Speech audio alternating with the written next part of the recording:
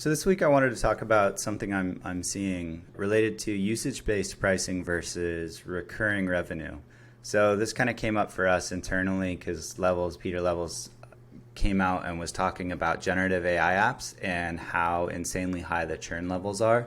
And I think part of the reason is that a lot of these tools lend themselves to usage-based prices versus recurring revenue. And so as the economic environment is changing a little bit, I'm seeing increased demand for usage-based pricing over what was unquestionably recurring revenue products. And by that, I just mean nobody questioned whether you should, if you're starting a software company, have recurring revenue, right? Some kind of Stripe subscription. Nobody even thought to do it any differently. There were some products that might have occasional adjunct usage-based tiers, but mostly it's all monthly subscriptions. So for instance, we have a product, Screenshot API, and the way that we do it is we have a monthly subscription that includes up to X screenshots. And then if you go over that based on your tier, then there's overages. One of the problems that we would have if we moved Screenshot API over to 100% usage-based pricing is, and this happens a lot even with monthly subscriptions, the credit card fails. They've already used the product and they're never, ever, ever coming back. So basically somebody could come in, hammer the heck out of the API, get whatever they need done, and have the credit card just be canceled and you're never going to hear from them again. This happens much more frequently than I would like it to, even with our normal just monthly subscription pricing. But that could be even more accented with a usage-based pricing where on a batch basis, right? Maybe once a month or once a quarter, they need to compile some huge list and call your API many thousands of times.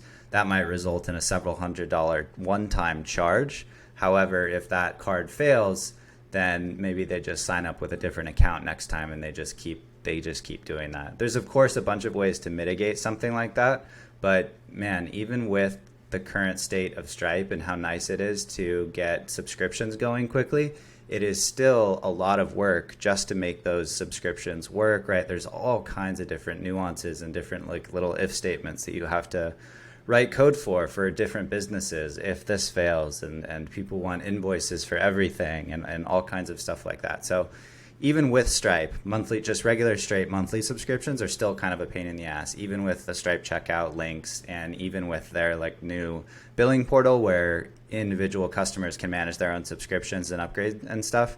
It's still kind of a pain in the ass. You still have to implement the webhooks to upgrade people correctly. All that kind of stuff it's still work. And usage-based pricing introduces a bunch more issues that Stripe just doesn't do very well. So I think that opens up some opportunities for tooling, and I've seen a couple different vendors trying to come at this problem.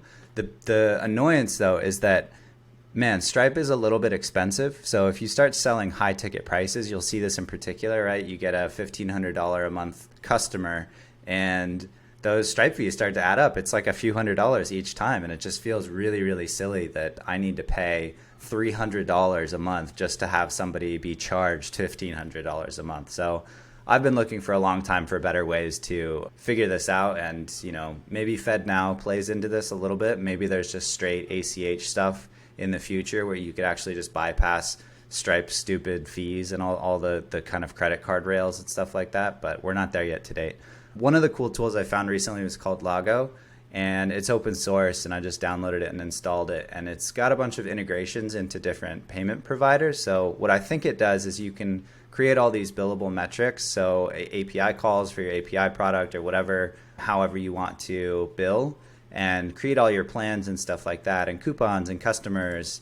It will just create the invoice, and then what I believe it can do is through this Stripe integration automatically do the charging for those invoices, which would be really nice. But you're basically just using Stripe as an invoice, some way to actually like collect the payment.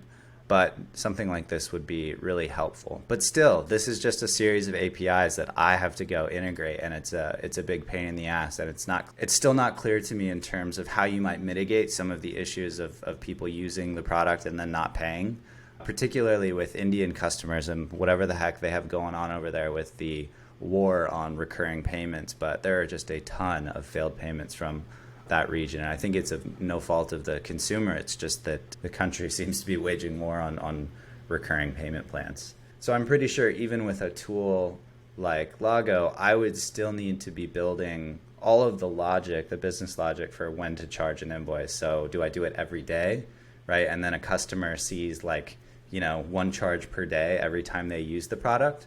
I feel like that might cause or have some implications around churn. There's also a bunch of different implications around metrics, like how we take for granted these metrics like MRR or LTV or like cohorts or retention. All of these things take on a slightly different meaning when we're talking usage-based, because if I'm somebody that needs to, let's say, and this might be a bad example, but let's say I have a compliance type product that once a year I have to go into the tool and update my documentation to get another certificate. Like, I don't know, let's say it's loosely some SOC 2 compliance thing that every year I need to go and do one thing. Is that customer inactive because they only use it maybe 12 days of the year? No, that would be considered an active customer. So that's kind of an extreme example. On the lower end, like maybe for Screenshot API in particular, some people have batch things that they need to do once a month or once a quarter. If they use the product one day every month, yes, of course, they're a monthly active user, but that doesn't quite tell the same story as if they're logging in intermittently for like a social network versus some usage-based product where they log in, they do the thing they need to do, and then they leave. You could think of Midjourney in this way too, right? Like I think they charge, or the last time I checked, they have some weird pricing where it's like I get X amount of minutes on a server, and like I'm a developer, so I kind of get what they're doing, but to the layman, that doesn't mean anything, right? That's a super confusing thing. It's like, let me just come in and, once a week or once a month or whenever we're doing anything, I just go into the tool and use it, and you just charge me for what I used. So TBD on whether this economic environment will change the way that SaaS is being charged, because it's kind of a fun exercise to think of any type of SaaS product and see how it could be turned into a usage-based pricing. And I think the exercise is cool because it pinpoints where the real value is being delivered for the product. So SuperSend is an email sending tool like Lemlist or Apollo or HubSpot without the CRM. So you might transition that to a subscription-based application, and that metric might, if you were just to pick one, might be the number of messages sent per month. So every time SuperSend sends a message for you, that might be, I don't know, a penny or so, whatever the pricing is. Screenshot API. So this is literally an API. We could just charge based on the number of screenshots per month. Cold DM sends Twitter DMs, which is a whole can of worms given all the stuff Mr. Musk is doing with Twitter. But you could charge based on the number of DMs per month. SheetBest basically turns a Google Sheet into an API. Many people use this for like gaming or little gaming like leaderboards, internal tools, etc.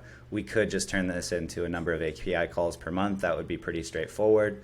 GrowthBar, our newest acquisition, it's sort of charged in this way already, but again, it's a monthly subscription based roughly on the number of articles per month and a few other things. But we could, in theory, have a charge just for the number of articles per month.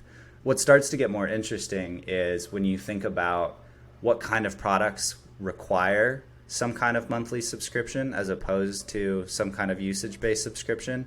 And what's cool about GrowthBar is it's not just an AI writer. There's a whole, let's say 50% of the app, which is also the SEO research, which is sort of an ongoing thing that you might want to keep track of certain keywords that you are currently ranking for and track that over time. And you might want to log in and change those like once a week, every couple days, or once a month. And that part justifies a monthly subscription. Whereas if you're generating a certain number of articles per month, that might be more aligned with the usage-based pricing. But that combination makes it a little trickier to figure out. Cold Email Studio, the agency, might, if it were to transition to sort of usage-based pricing. In the agency world, it's called performance-based pricing. We could charge based on the number of meetings that we book per customer. So this is just a little food for thought based on some of the things that I've been seeing and habits too. So I am a relentless tire kicker and sign up for any and all AI tools that are new and look interesting.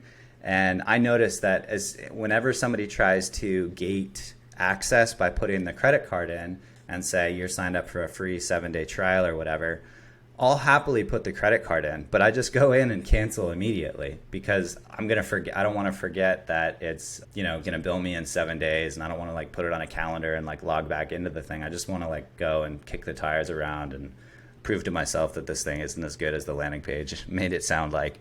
Sometimes that's not true. Like Midjourney is actually really, really great. But I just noticed this habit and a few other friends that are doing the same thing too. You just, log in and cancel it right away just because you just don't want to be charged. And it's really more of a usage-based thing and not really justified for having like a full monthly subscription every month. That being said, I don't know what the revenue implications for something like this would be. I think the revenue implications might actually just be lower, which I don't know that we would want to, at least right now, switch Screenshot API and SheetBest to usage-based, even though those two fit perfectly well into usage-based pricing because they're both just straight API products. They're little gems in our portfolio. They just keep growing.